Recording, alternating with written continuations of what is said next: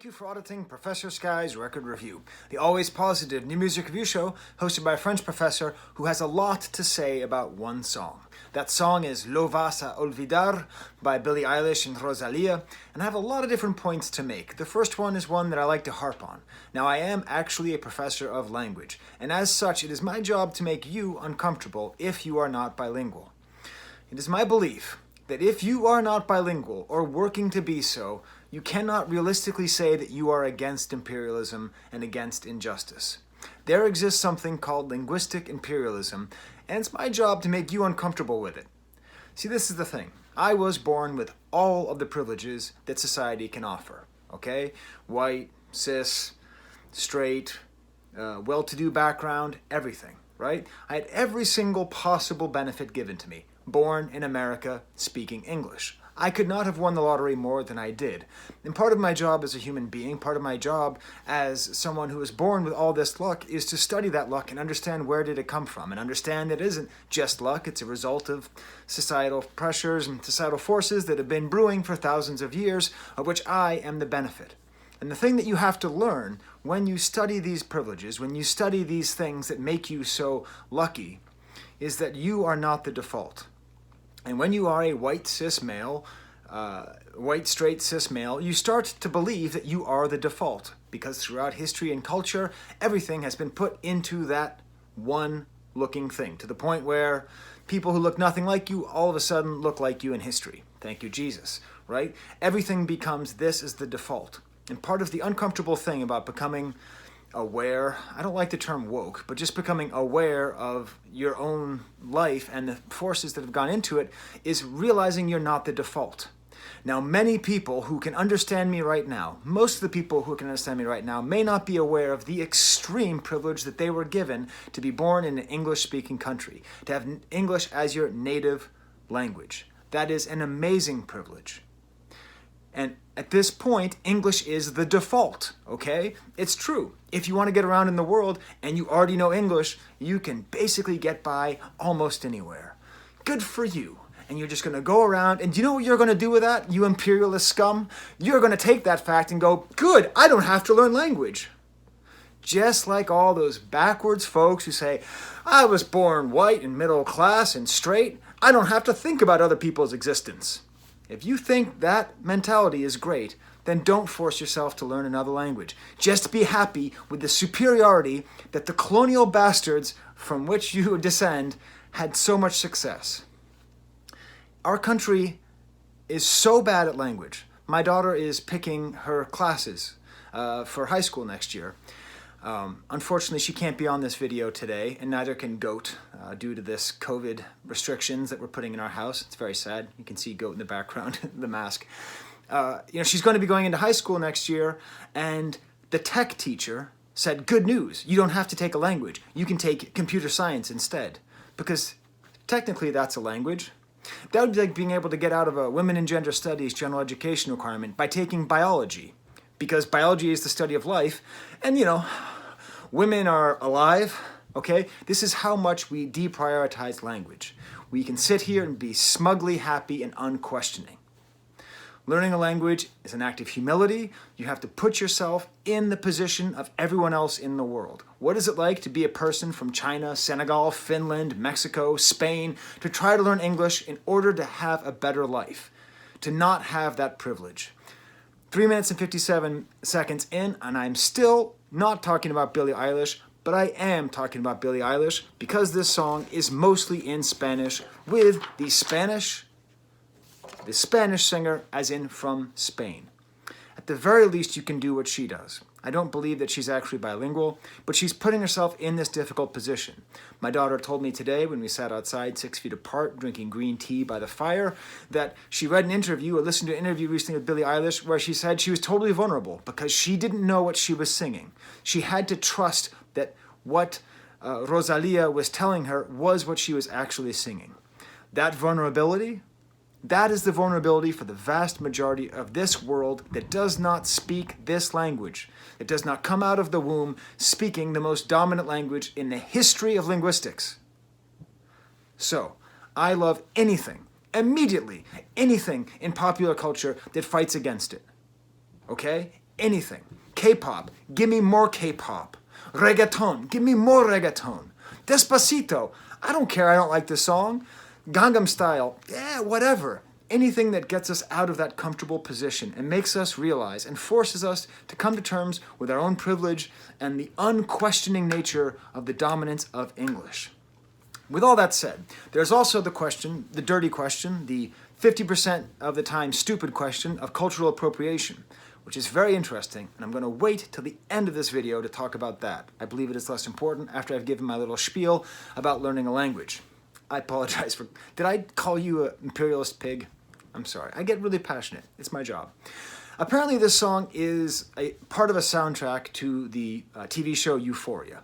I have to admit, I have not watched Euphoria. Can you please tell me in the comments if I'm wrong? I get the sense that it's just a bunch of young people doing a lot of drugs. I spent most of my youth being a young person avoiding young people doing drugs, and now that I'm in my middle ages, I don't need to watch it. Maybe there's more to it. But let's actually get into the song. First of all, and this is the thing which I think Billie Eilish, and when I say Billie Eilish, and this is maybe a little bit controversial, but I think it needs to be said. When I say the words Billie Eilish, I am including Phineas. She is the name of the group that is Billie and Phineas. These dorky, cool siblings who make this amazing music. So Billie Eilish, Phineas included, are doing a lot. They are doing the best thing you can possibly do with unanimous praise, with unanimous popularity, with cultural ubiquity. They are pushing everything. They could have gone more pop and just done another thing that they're used to doing, but instead they released these songs, and the most recent songs have all been really pushing at the edges, not giving you what you expect, very restrained. This song is so unbelievably subtle.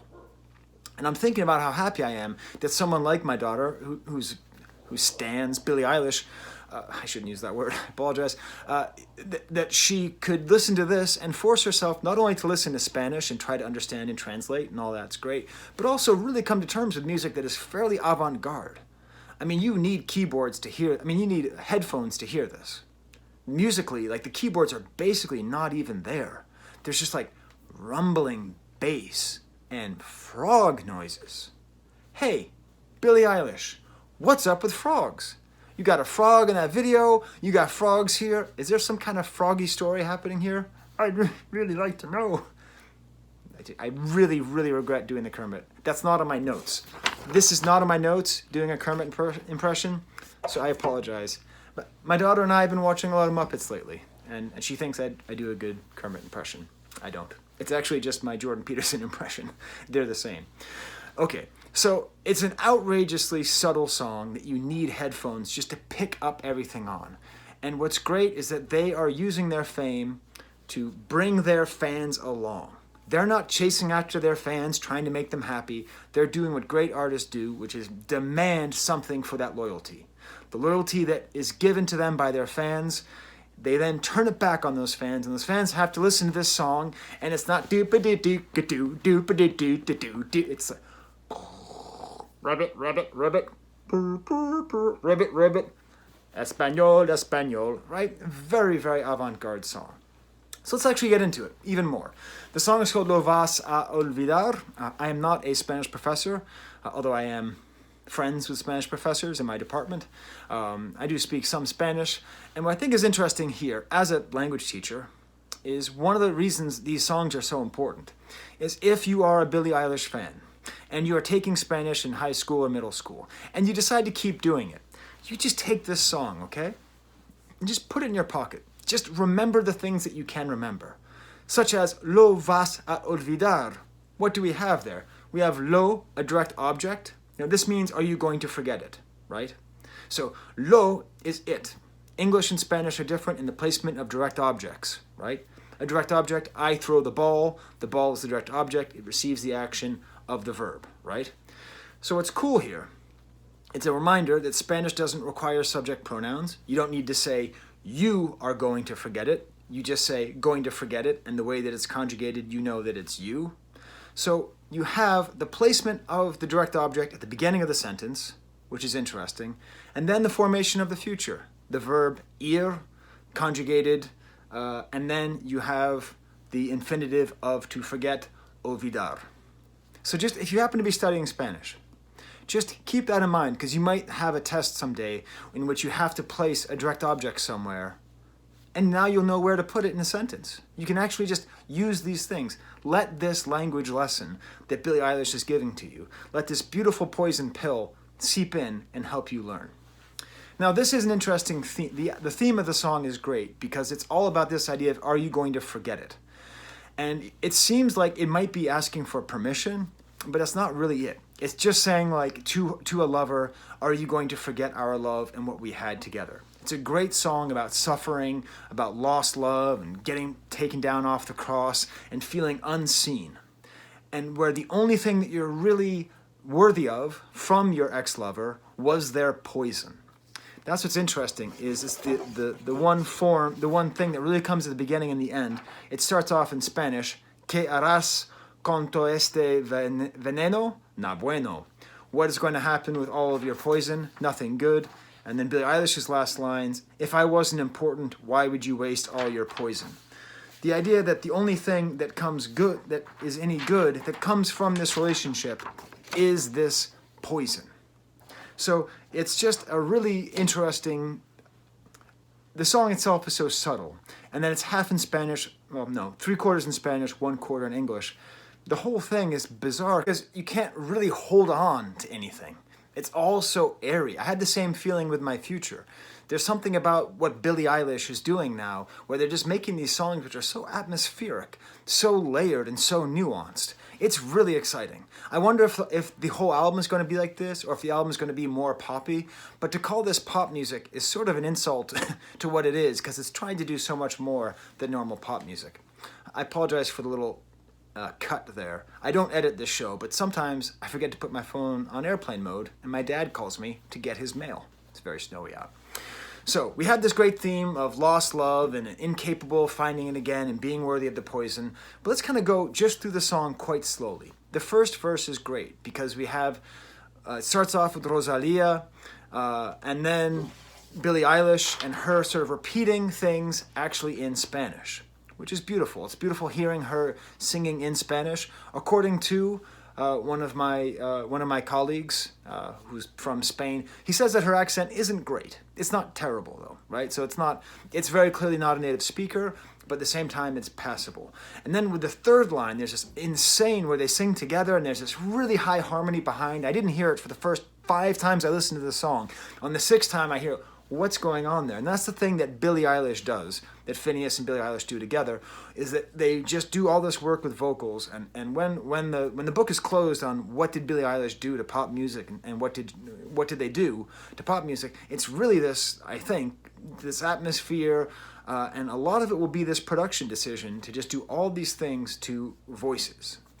Very ominous sound by this third line. Everything feels very ominous, like it's building up to something. This is where the frog sounds come in. What's up with the frogs? You think it's going to build into something just big and explosive, but then it doesn't.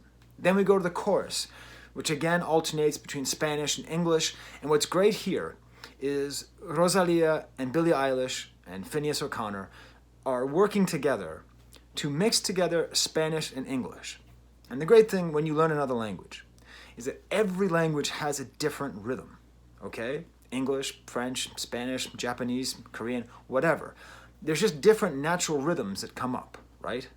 So the rhythms of Spanish and the rhythms of English are actually used. Just the resonance, the way the words are formed and the way they sound are used as a part of this song to make it so good.